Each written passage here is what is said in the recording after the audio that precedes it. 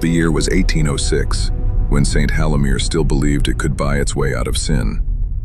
Trade flourished along the river, and the tolling of the bell church marked not devotion, but debt. On fog-heavy evenings, men with ledgers in their hands whispered louder than priests with prayers on their tongues. In a narrow shop on Ashmark Road, Elora Fenwick worked by lamplight, her fingers trembling as they guided a needle through scarlet cloth. The scarf gleamed like a wound in the dull room, too fine for a fisherman, too delicate for the world she lived in. She told herself it was just a gift, yet every stitch carried the weight of a promise she could never say aloud. That promise had begun months before, when whispers of the line began to stir through the poorer quarters, a band of common folk who had grown tired of the merchants who starved them behind paper walls and taxes disguised as tithes.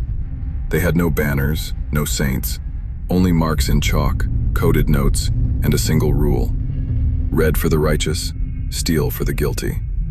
Elora never wanted to join them. She only mended their coats, stitched their masks, and pretended her part was small. But when she learned that the men they meant to strike were gathering at the old Watchtower, those who had bled the town dry, she could no longer tell where her guilt ended and her duty began. That was when Tomas Alder came into her shop. He was a fisherman, broad-shouldered and kind, his palms smelling faintly of river reeds. He spoke with that unthinking ease of men who had never seen malice in another's shadow. "Miss Fenwick," he said, "my employers called me up to the Watchtower tonight. I'm to stand in his place for a meeting. Strange sort, but they're paying well for the trouble." Elora's blood ran cold. She didn't show it. "The Watchtower," she said softly, as though evaluating the word. "It'll be foggy there. You should wear something bright."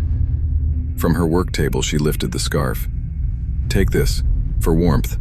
Tomas smiled, unsure. "That's far too fine for a dockhand." "Then wear it for luck."